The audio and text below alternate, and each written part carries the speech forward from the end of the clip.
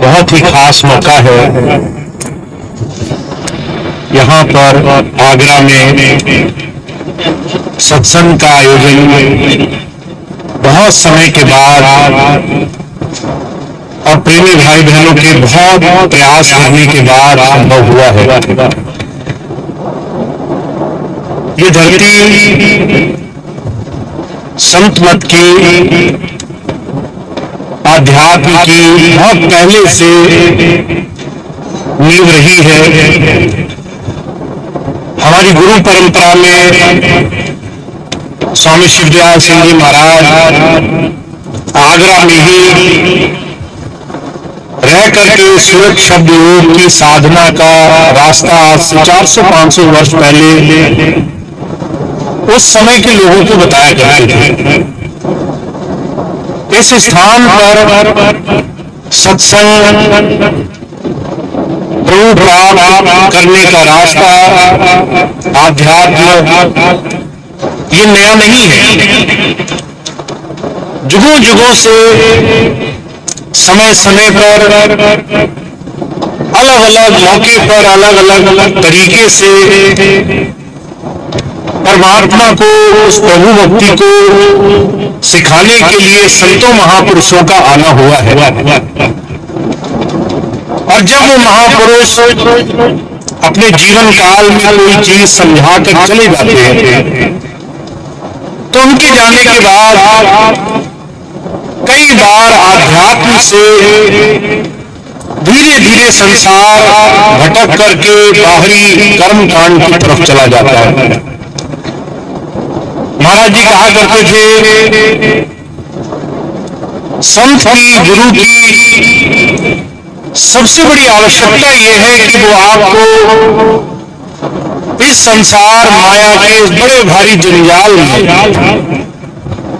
प्रभु का दर्शन कैसे होगा और उस प्रभु से जुड़ने के लिए हमें जीवन में क्या करना होगा वो रास्ता बताने के लिए आता है। गुरु परंपरा हमें जीवन में कुछ ऐसे कामों की तरफ प्रेरित करने के लिए है जो हमें हमारे जीवन में आध्यात्म से, प्रभु धारा से जोड़ सके। अर्जुन कहा करते थे, ये पूरा रास्ता अपने जीवन में संतों महापुरुषों के आध्यात्म पथ के जीवन में बनाने के अनुभव के रास्ते हैं। जो भी चीजें आज संसार में आप प्रभु भक्ति के नाम पर जानते हैं उसको आप करके कैसे देखेंगे। अभी बड़ा सुंदर समय चल रहा है, कल से नवरात्र शुरू होंगे। बहुत सारे लोग जो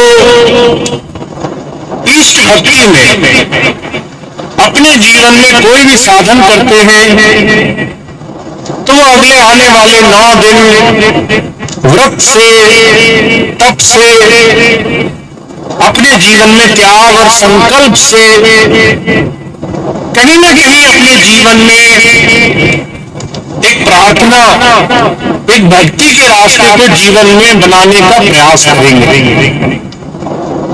अर्जुन कहा करते थे, आपके जीवन में ऐसे हजारों जब तक नियम संयम हो, पर अगर उनको समझाने का सही तरीका हमें जीवन में मिल जाए तो जाकर के हमें इन्हीं तमाम चीजों का सही साधन प्राप्त होता है। इसलिए हमारे स्वामी जी महाराज क्या कहते हैं, कहते गुरु मिल माला फेरते, गुरुबिन देते दान, गुरुबिन दान आराम है, जब पूछो वेद पुराण। इस संसार में दान, पुण्य, पूजा पाठ, व्रत, उपवास, नियम संयम अनगिनत तरीके हैं और गुरु इन तमाम साधनों की सही विधि समझाता है।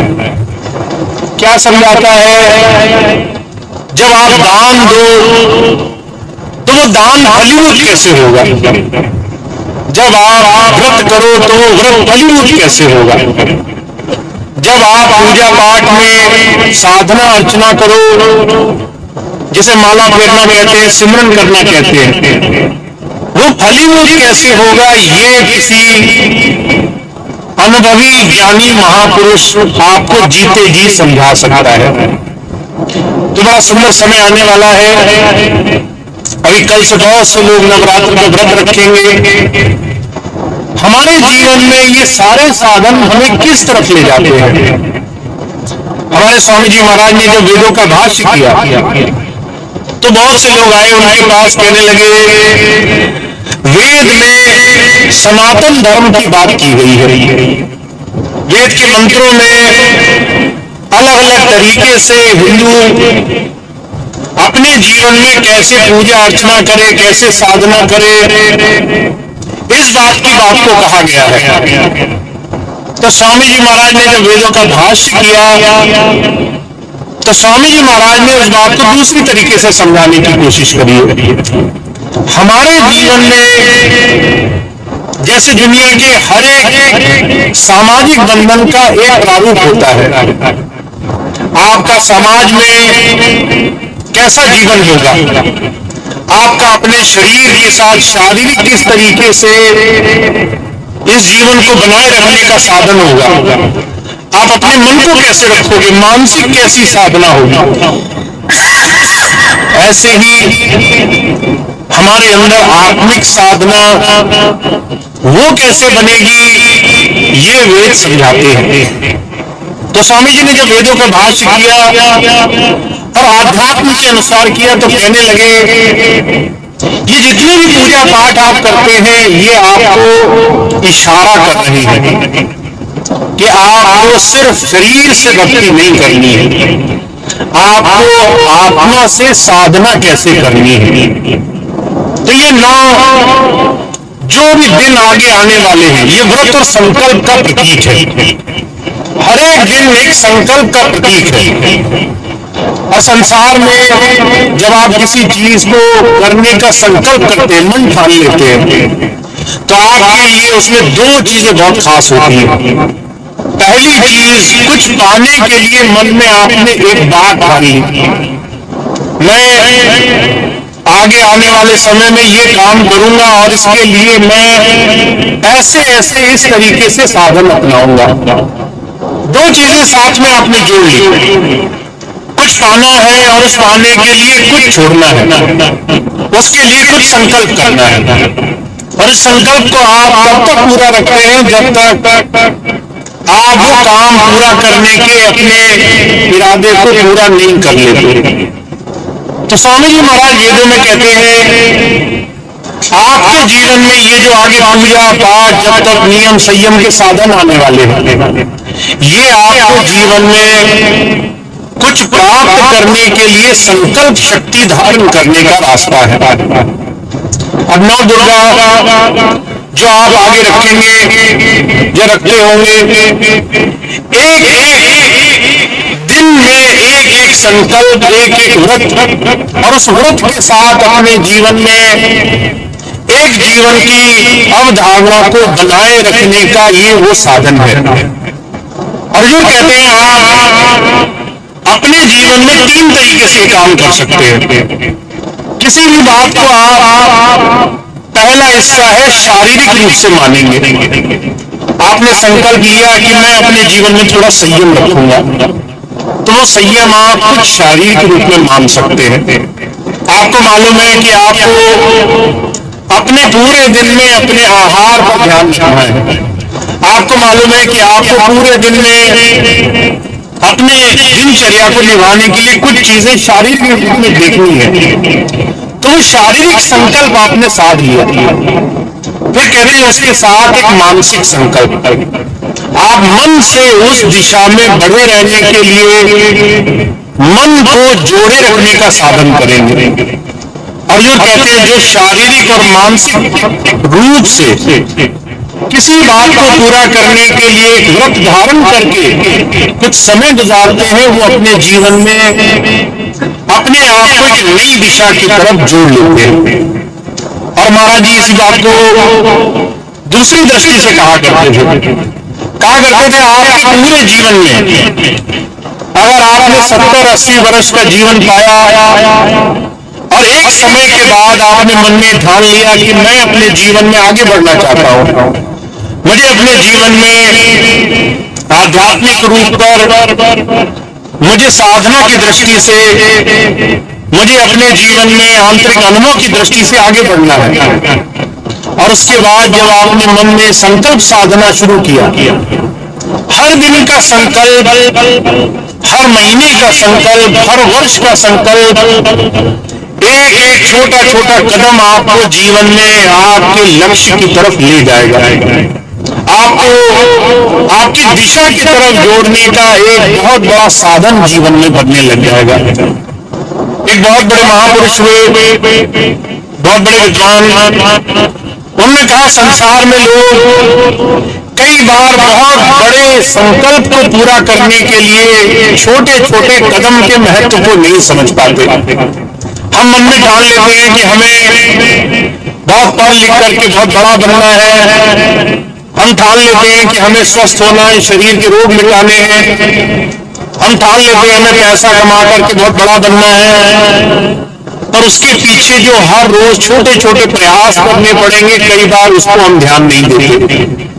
तो हुजूर कहा करते हैं ये जितने भी हमारे साधन हैं, धीरे धीरे मन से, तन से अंतर साधना के पथ को जीवन में कैसे अपनाया जाए उसका संकल्प रखने का साधन है। और जब आप अपने जीवन में आध्यात्म को अपने जीवन का एक बहुत बड़ा हिस्सा बनाने के लिए एक कदम उठाना शुरू करते हो, तो जो कहा करते थे उसकी सबसे पहली शुरुआत होती है आंतरिक साधना से। आप सारे काम कर लो, आप सारे संसार की चीजें कर लो, पर अगर आप थोड़ी देर अंतर अपने उस प्रभु धारा से जुड़ने के रास्ते पर नहीं लगे तो आपके बड़े बड़े प्रयास असफल हो जाएंगे।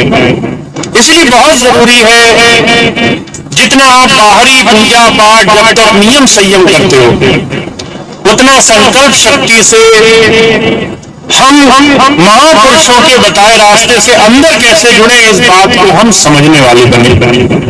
तो वेद इसकी तरफ कैसे इशारा करते हैं? कहते हैं आपके शरीर में 9 द्वार ऐसे हैं जो बाहर की तरफ खुल रहे हैं। इस शरीर से आपका ख्याल, आपका ध्यान, आपका जुड़ाव संसार की हर एक चीज से है। आंखों से आप बाहर की चीज देखते हो, कान से बाहर की चीज सुनते हो, जबान बाहर के रस ले रही है, बाहर के तमाम स्वाद ले रही है। ये तमाम चीजें आपकी संसार की तरफ, बाहर की तरफ खुली हुई है। और इससे एक अलग एक दसम द्वार ऐसा है जहां बहनें बिंदी लगाती हैं, भाई तिलक लगाते हैं, जो अंदर की तरफ खुल रहा है। और उसको पाने के लिए आपको बाहर से अंदर की तरफ जुड़ने का रास्ता मिल जाए, अंदर आने का तरीका मिल जाए। मुझे कहा करते थे गुरु गोरखनाथ जी हुए, उन्होंने बहुत सुंदर तरीके से इस बात को बताने की कोशिश करी है। कहा ये जो आपका मनुष्य शरीर है, ये परमात्मा ने गुप्त स्थान बनाया है, ऐसा सच्चा बंगला बनाया है जिसके अंदर वो प्रभु, वो नारायण वास कर रहे हैं। का बंगला अजब बना दरवेश, जामे नारायण दरवेश। ये शरीर परमात्मा की बनाई एक ऐसी रचना है जिसमें 9 द्वार बाहर की तरफ और एक 10वां द्वार अंदर की तरफ खुलता है। अगर आप बाहर की तरफ रमते रहे, सारा जीवन बाहर की चीजों में आप भाग लगाते रहे, दुनिया की चीजों के लिए बाहर बहुत बहुत प्रयास करते रहे, पर कभी वो 10वां द्वार नहीं खोला जहां बचपन से इशारा करके हमें समझाया जाता है कि जहां आप बिंदी लगा रहे हैं, जहां तिलक लगा रहे हैं, वहां एक गुप्त मार्ग है। उसे शिव नेत्र भी कहा गया है, उसे त्रिनेत्र भी कहा गया है। वेद में कहा है कि अगर आप इस 10वें द्वार में ध्यान लगाओ, अगर आप वहां पे जुड़ने के लिए जीवन में व्रत और संकल्प रखो, तो आप अपने जीवन में वो सब कुछ प्राप्त कर लोगे जिसके लिए आपका संसार में जन्म हुआ है। इसी बात को स्वामी जी महाराज महामृत्युंजय मंत्र के रूप में कहा करते थे। कहा करते थे आपकी जहां बिंदी या तिलक का स्थान है वो तीसरी आंख है जो शंकर भगवान की दिखाई जाती है। हम सब वो तीसरी आंख अपने इस शरीर में लेकर के पैदा हुए हैं। हम सबके अंदर वो तीसरा नेत्र है, पर वो मिलेगा कैसे? कहा त्र्यंबकम यजामहे सुगंधिम पुष्टिवर्धनम। अगर आप तीसरे नेत्र में रहो, उसमें जुड़ो, ध्यान की स्थिति में अगर आप शरीर से ऊपर उठ करके दोनों आंखों के पीछे के स्थान पे सिमटने लग जाओ, तो कहा सुगंधिम पुष्टिवर्धनम, कि अगर आपने ये साधन कर लिया तो आपके अंदर प्रभु धाराएं उत्पन्न होने लग जाती है। उनमें से एक धारा ऐसी है जिसे सोम की धारा कहा गया है, जिसके अंदर कुमारी नाम, जिसके अंदर आनंद की स्थिति पैदा होती है। हुजूर कहते हैं ये ठीक ऐसे है जैसे किसी ने अपने जीवन की सबसे बड़ी वस्तु पाली हो। अब वो कैसे मिलेगी? आगे कहते हैं उर्वा बंधना मृत्यु मुक्षी मामता। जैसे खरबूजा जब वो पक जाता है तो उसकी एक बड़ी अच्छी पैमाइश होती है, उसकी एक बहुत अच्छी परख होती है। कभी आप खरबूजे की बेल देखो, अगर वो पक गया है तो वो अपनी डाली से अलग हो जाएगा, अपने आप अलग हो जाएगा, और दूसरी उसकी खुशबू मीलों दूर तक आपको आएगी। ये दो उसकी बड़ी खास पहचान है। तो वेद में कहते हैं कि अगर आपने तीसरे नेत्र में, शिव नेत्र में ध्यान लगाना सीखा है 9 द्वारों से, जो आगे आने वाले 9 व्रत के दिन है, कहते हैं इसमें साधना संकल्प करके अगर इससे ऊपर उठे 10वें द्वार में आप बैठने लग गए तो आपके अंदर ऐसे गुण उत्पन्न होंगे जैसे खरबूजे के अंदर हो जाते हैं, उसके अंदर खुशबू आ जाती है और वो मुक्त हो जाता है।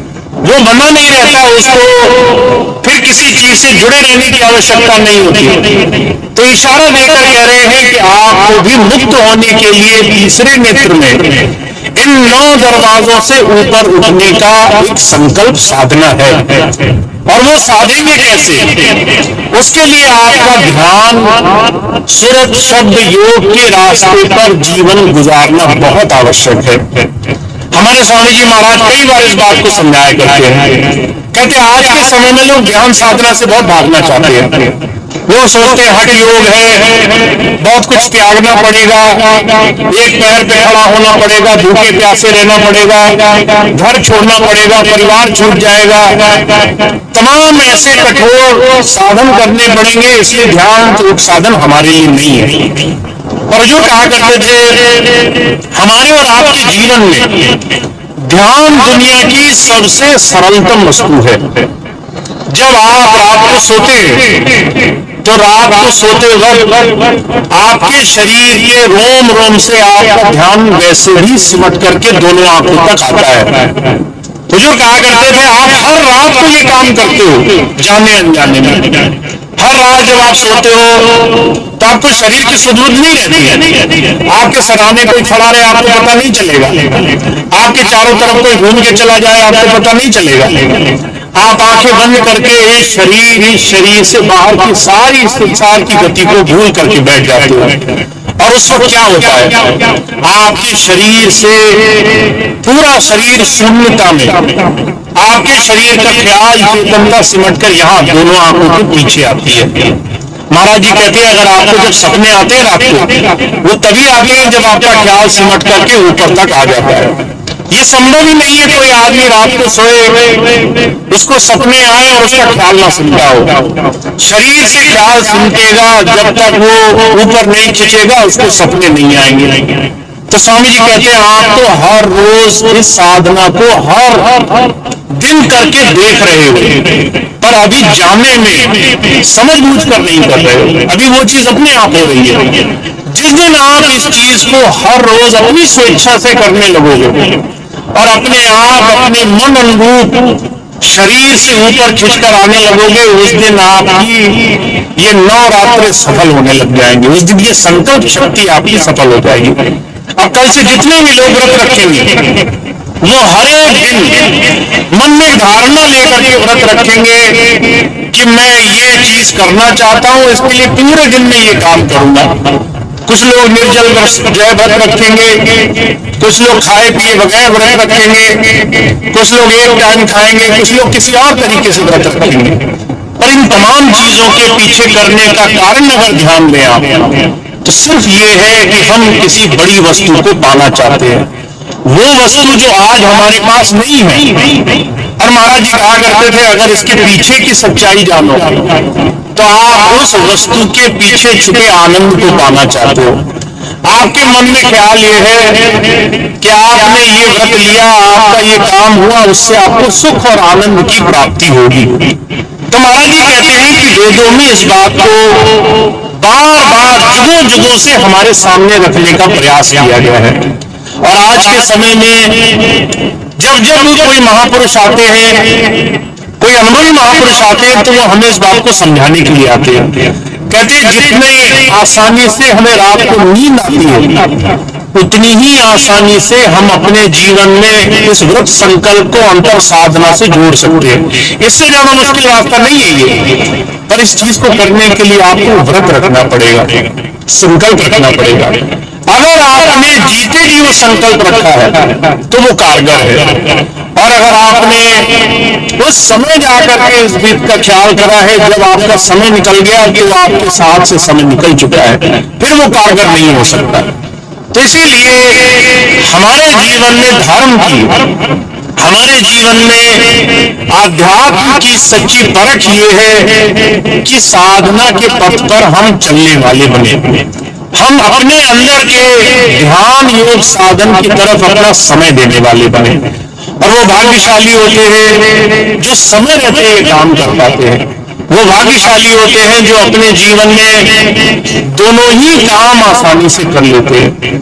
इसलिए हमारे स्वामी जी महाराज क्या कहते हैं, कहते हैं जिन्हें इस कलयुग में किसी संत, किसी सदगुरु का साथ मिला है और उनकी बात मान करके जीवन में आसान तरीका बनाने का एक रास्ता मिला है, उनके लिए इससे आसान तरीका कुछ नहीं हो सकता। कहा गृहस्थी सेवे साधु को साधु सिमरे राम, या में कुछ धोखा नहीं सरे दूर के काम। अगर कोई साधु है जिसके अंदर परमात्मा प्रभुधारा अंतर अनुभव प्रकट है, वो आपको मिला है और उसके साथ बैठ करके आपने तरीका सीख लिया है। कहते हैं गृहस्थी जो हो, हम और आप जैसे संसार में दुनिया के बहुत सारे काम करने वाले लोग हैं, ऐसे गृहस्थी लोग अगर किसी साधु के साथ जुड़ जाए, और ऐसे साधु के साथ जिसने राम नाम संभाल रखा हो, जिसने अपने अंदर साधना का पथ पूरा कर रखा हो, तो कहते हैं आपके काम उसके साथ उसकी बात मानने से ही बनने लग जाएंगे। आपको बहुत कुछ नहीं करना पड़ेगा। वो आपको जैसे रात को सोना आसान होता है, जैसे अपनी मर्जी से संसार के खाने पीने दुनिया के भौतिक सुख साधन पाना आसान होता है, कहते हैं ऐसे ही आपको वो सरल सा तरीका बता करके जीवन में इस अंतर साधना से जोड़ने का तरीका भी सिखा देगा। तो आप बहुत जीवन में ऐसे समय में रह रहे हैं जहां पर हर एक साधन को पाना कमाना बहुत आसान है, पर इसके लिए आपको खुद स्वयं चाह बनानी पड़ेगी, खुद स्वयं इस रास्ते पर चलने के लिए इच्छा शक्ति अपनी जागरूक करनी पड़ेगी। महाराज जी कहा करते थे सारे रास्ते महापुरुष बना देते, पर वो आपको कभी हाथ पकड़कर जबरदस्ती नहीं खींचते। वो ये नहीं कहते कि तुम मेरे कहने से कोई काम करो। जब तक हमारा स्वयं का भाव प्रेम लगन न हो, जब तक हम स्वयं उस दिशा में बढ़ने के लिए जागरूक न हो, तब तक हमारे इस काम में देर बनी रहती है। तो हमें दोनों ही चीजें प्राप्त है, सांसारिकता प्राप्त है, अलग अलग तरीके से जब तक नियम संयम पूजा पाठ हजारों तरह के ऐसे रास्ते मिले हुए हैं जिससे हमारे अंदर भाव जगता है, हमारे अंदर प्रेम भावना जगती है, हमारे अंदर उस प्रभु से आस्था जोड़ने का एक रास्ता बनता है। पर महाराज जी कह रहे हैं इस आस्था के साथ साथ अपने जीवन में अनुभव भी शामिल करो, अपने जीवन में अंतर साधना भी शामिल करो। जब पूजा के साथ ध्यान साधना जुड़ जाती है, जब आपके बाहरी संकल्प के साथ अंतर ध्यान साधना जुड़ जाती है, तो आपके जीवन में आपके सारे साधन आसानी से सफल हो जाते हैं। तो हमारे लिए आने वाले कुछ दिन बहुत खास होने वाले हैं। हमारे लिए अगले 9 दिन हम अलग अलग तरीके से संकल्प रखने का मन में व्रत धारण करेंगे। कोई 1 दिन का करेगा, कोई 7 दिन का करेगा, पर जो भी इस संकल्प को लेने का अपने जीवन में साधन बनाते हैं वो इस बात को समझ रहे हैं कि उनके लिए संसार में ये तमाम अलग अलग साधन उन्हें क्या प्राप्त करा सकते हैं। उन्हें सिर्फ इसमें ध्यान साधना जोड़नी है। इसमें सिर्फ अंतर साधना का एक छोटा सा रास्ता जोड़ना है जिससे दोनों ही चीजें साथ में जुड़ सके और इसमें आपको आंतरिक जीवन का लाभ प्राप्त हो सके। तो स्वामी जी महाराज, उनके हुजूर कृपाल सिंह जी महाराज, जितनी भी संतों की परंपरा है, उन्होंने बार बार हम और आप जैसे संसार में गृहस्थ में लगे हुए लोगों को इस बात को समझाने के लिए प्रयास किया है। और आपकी नगरी आगरा ये इस बात से छूटी नहीं है। यहाँ पर बहुत समय से ध्यान साधना, सूरज शब्द, अंतर साधना के रास्ते की पहले से ही बहुत चर्चा की गई है। बस अगर आपको समय रहते उस चीज से जुड़ने का अगर मौका मिल जाए तो ये बहुत ही खास, बहुत ही अद्भुत ऐसा रास्ता होगा जिसे आप जीवन में पाने वाले बनेंगे। तो इतनी बात हमारे स्वामी जी महाराज की है कि आपके तमाम पूजा पाठ जब तक नियम संयम साधन में अगर किसी गुरु का सानिध्य आपको मिला है जिसके अंदर राम प्रकट है और उसके साथ आपने साधना का पथ और जोड़ लिया है तो आपके समझ लीजिए सारे काम बहुत आसान है। आपकी पूजाएं और साधना दोनों जुड़ करके आपके जीवन में आपको तमाम दुनियादारों से बहुत ज्यादा आगे की स्थिति में ले आएंगे। बस आपको दोनों ही चीजों का सामंजस्य बिठाना है। तो ये स्वामी जी की बात है कि खूब पूजा करो और साधना साथ में जोड़ो। और अगर साधना नहीं जुड़ी है तो आपकी पूजा पाठ वो जो है आपको अंतर के उस आनंद के साथ जोड़ने में, उस रास्ते में जोड़ने के रास्ते से आपको नहीं जोड़ पाएगी। तो आपको साधना अपने जीवन में जरूर जोड़नी है। यही महापुरुषों का सारे संसार में जागृति का मिशन है कि हर एक इंसान अपने जीवन में ज्यादा से ज्यादा इस दिशा में जुड़े और अपने इसी सच्चे प्रभु मंदिर में, इसी सच्चे हरि मंदिर में बैठ करके उस प्रभु के दर्शन के रास्ते पर लगे। तो स्वामी जी महाराज इस बात को हम सबके सामने रखते रहे हैं। बहुत से भाई बहन ऐसे हैं जो साधना के पथ पर लगे हैं और साधना के पथ पर ध्यान जीवन में कमाना चाहते हैं, रोज अपने जीवन का समय देना चाहते हैं। थोड़ा थोड़ा समय दे करके, जैसे संसार की हर एक चीज के लिए आपको समय देना पड़ता है, वैसे ही साधना में भी आपका जो समय आप निश्चित कर लेंगे वो आपके लिए धीरे धीरे आपके हर एक साधन में आपके लिए लाभकारी होगा। तो बहुत से लोग इस रास्ते को प्राप्त कर चुके हैं, साधना करते हैं, भजन सिमरन करते हैं, ध्यान करते हैं। बहुत से लोग हैं जिनके लिए नया विषय है, जिन्होंने आज तक इस बात को कभी नहीं सुना कि साधना क्या होती है। तो उनके लिए आज मौका है, वो इस चीज को समझ सकते हैं, जान सकते हैं, इसको जीवन में उतारने के लिए इसको भी अपने जीवन का हिस्सा बना सकते हैं। और अगर आपने इस चीज को सीखा तो आपके लिए 2 रास्ते, एक बाहरी साधन जिससे हम संसार में बहुत बहुत काम करते हैं और एक अंतर साधना का तरीका जिसमें हम अपने अंदर बैठे परमात्मा से प्रार्थना करते हैं, कैसे ध्यान के माध्यम से जुड़ा जाए वो रास्ता अपनाते हैं। इससे आपको जीवन में लाभ प्राप्त होगा। तो इतनी बात कह के मैं अपनी बात समाप्त करता हूँ। आज ये सत्संग का कार्यक्रम पहली बार और बहुत समय के बाद यहाँ पर संभव हुआ है।